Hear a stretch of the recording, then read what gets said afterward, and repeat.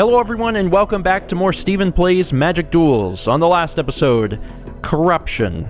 That's all I'm gonna say. There was some serious corruption and things worked out pretty well. Today, you return to the ruins of your family's manor. Before long, your skin begins to tingle. You are being watched.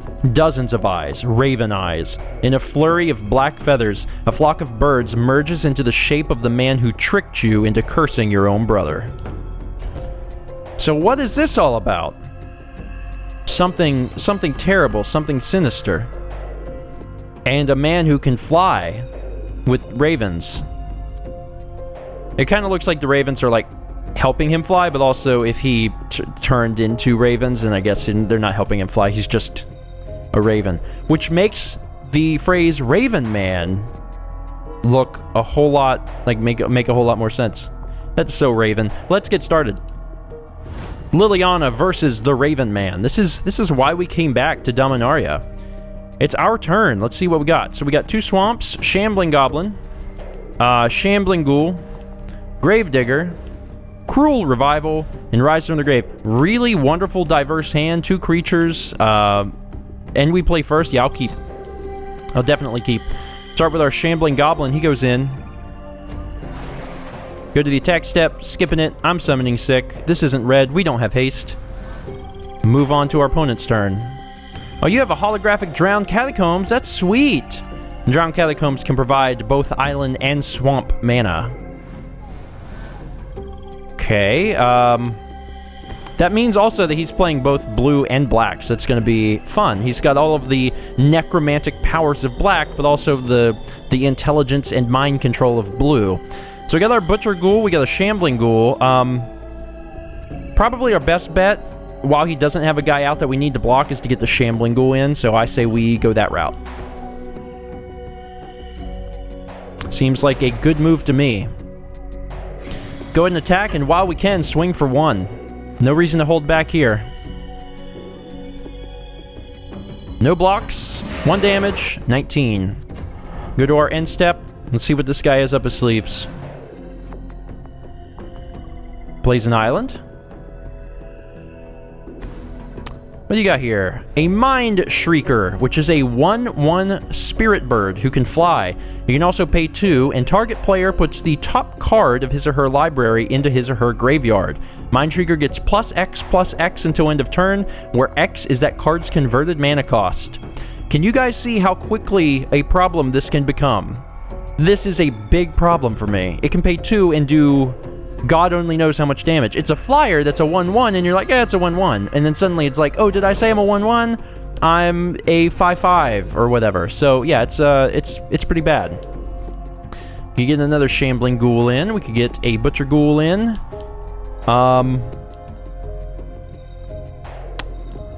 I think we'll put in the Butcher Ghoul. Sure. Because that's a guy we actually want to fight with. The Shambling Goblin's just kind of a throwaway. We're going to attack with all. We really want to bait him into blocking if possible. He probably won't, but that would be fantastic. The other cool thing is that we got a lot of ways to kill off our own guys. Nantuko Husk, for example.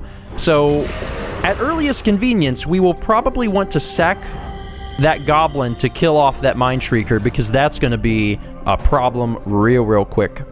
He's got another land in. What's he doing? He's swinging for 1. He's got nothing to lose. Is he going to activate his ability? Yes, he is. And I don't know what's going to happen, but I'm worried. It became a 5/5. So you guys see what happened here? So, is the game still going? Okay, let me stop the timer here so you guys can see how this works. Target player puts the top card of his or her library into his or her graveyard. So he chose himself. Mind Trigger gets +X until end of turn, where X is that card's converted mana cost. So when we look at this is what went into the graveyard. It was a Screeching Buzzard. The converted mana cost is 4. That's how many mana it costs to play. 1 black and 3 of any color. So it got +4/+4. And it hit me for 5 in the air. This is why this is a problem. Mind Shrieker sucks when you're fighting against it. So we're going to have to deal with that real quick. We'll get the other Shambling Goblin in there. And what I'm going to do is keep whacking him as fast and as hard as I can. That's going to be my plan. And as soon as I have the ability to sack my goblin to kill off that Mind Shrieker, I will. I just don't at the moment, and that kind of sucks. The other thing is that with his Mind Shrieker, it's kind of a crapshoot. Like, you don't know what you're going to get. He could hit me for 5. He could hit me for 1. You know, I mean, anything could happen. I mean, if he draws a land, the converted mana cost is 0, so it's hard to tell what's going to happen. He elects not to swing, so he must have a 4 cost, and he does. It's a Screeching Buzzard. It's a 2/2 flyer, and when it dies, each opponent discards a card. Well, you suck. But now we have 2 flyers to worry about, so that's lame. But I just got a flyer, so that is less lame. Let's go ahead and get the Carrion Crow out. Downside being it comes in tap, so it's not going to do me much good till next turn. I am going to continue my assault here. I'm going to continue my assault and see if I can bait them into doing some stuff. I can't block him anyway, so I might as well swing. That's what I say. He decides to double block, which is unfortunate because I still won't lose my Shambling Goblin. I'm doing massive damage to him, though, so things are happening. Gonna hit there, kill off that Buzzard, and then I lose my, my guy. And I have to discard a card because of that Screeching Buzzard. And Cruel Revival and Rise from the Grave are both fantastic cards. It would be a pity to get rid of them. I think I will get rid of the Gravedigger instead. And that is a hard... That's very hard to swallow. But I would much rather be able to get creatures from a graveyard. I mean, Rise from the Grave, just compared to Gravedigger, is a superior card, so... Not attacking me, instead bringing in something big. Murder of Crows, a 4/4 flyer. Whenever another creature dies, you may draw a card. If you do, discard a card. So there's some bad stuff happening here. My turn. I get another swamp so I can play some stuff. Just not either of these cards. Go to the attack step. Getting a little worried. He's got a 4/4. I'm still out for blood with the Mind Shrieker. It's telling me to swing with these guys. And I mean, it's mostly right because I can't lose them. The 1/1 comes back as a 2/2. And the Goblin I would love to throw in there because it could do might as well swing with both of these. Yeah, let's do that. I'll keep the Crow back to guard. But otherwise I'm gonna swing with all these guys. Remember, I can't block the flyers, so I'm just gonna swing. What you guys gonna do? Oh, we're so scared of the Shambling Goblin attacking us. I'm getting some damage in there. Killed off the Mind Shrieker, and I get to do my -1/-1, so I'll throw it on there. And because of its ability, whenever another creature dies, you can draw a card. If you do, discard a card. So it was able to do that. Took advantage of that. It's got 6 mana. Things could certainly happen. I've got him down to 7 life, though. Raven Man has been arguably the easiest fight thus far. I have a chance to block the 2/2. And I think I will just take the 4 for now. Yeah, I have 15 life, so I'm not real concerned. I'll just take the 4. I held the 2/2 back to block, but I'd rather hold on to the 2/2 for a minute. Skeletal Vampire. Jesus, what a description. This thing costs 6 to play, so you already know it means business. It's a flying 3/3. When it enters the battlefield, you put 2 1/1 Black Rat creature tokens with flying, so he gets 2 other 1/1 flyers, and you can pay 5, sacrifice one of the bats, and you put 2 1/1 black creature. Oh my god. This is bad. So I've been beating him down really quick, but suddenly things got nasty, and those bats are not going to help. That is my answer right there. Alright, so you're going to notice something that we haven't talked about before. And one of the things on here is that he can sacrifice a bat to regenerate Skeletal Vampire. How regeneration works, let me see if I can see exactly what the game says about it. Does it? Does it say exact? Okay, so basically how regeneration works is if you do something that would regenerate your creature, at the end of combat, if your creature would be knocked out, it isn't. And that's how it works. So if I would do something to kill this vampire, if it sacrifices a bat, it regenerates, and then it's fine.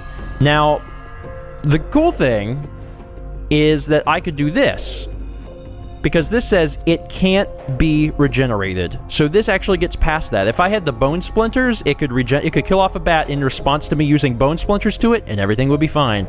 I can cruel revival the skeleton guy, the skeleton vampire, and it can regenerate in response, but it won't matter because it can't be regenerated. It won't help you. It won't stop.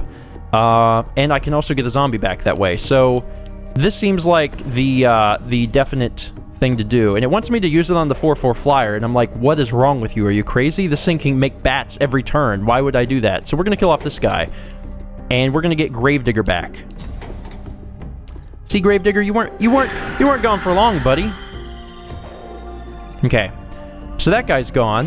We go to the attack step, and I can't forget that I do have Rise from the Grave, so if I want that skeletal vampire for myself, I could certainly do that. It's saying swing with everybody. Yeah, I should. I really should. The max damage it can hit me for next time is 6. I'm not real concerned.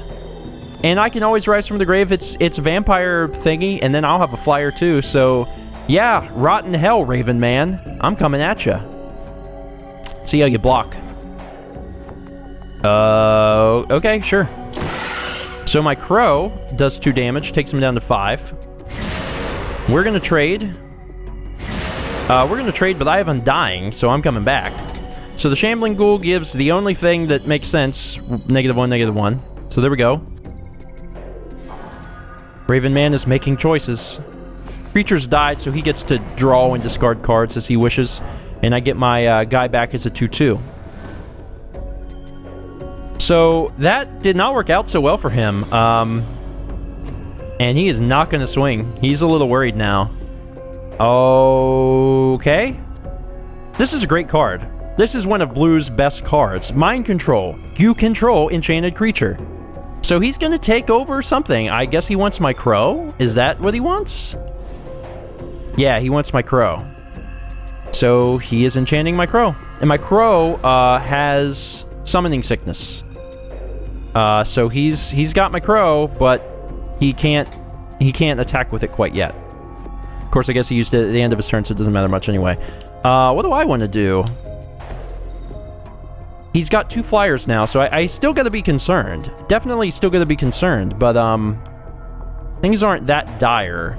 Gravedigger can get a guy back. Of course, all I really got at this point are the Shambling Ghouls. I should probably Rise from the Grave his stuff, and that crazy thing. Can I get into this graveyard or not? There we go. Yeah, Skeletal Vampire was a scary thing, and that's probably what I should play. Otherwise, I've got 2/2 flyers. This is a 3/3 flyer. This makes the most sense. So, we are going to Rise from the Grave. We could also get the Mind Shrieker, but that's too much of a crapshoot. This is a much better play. So, that thing works for us now.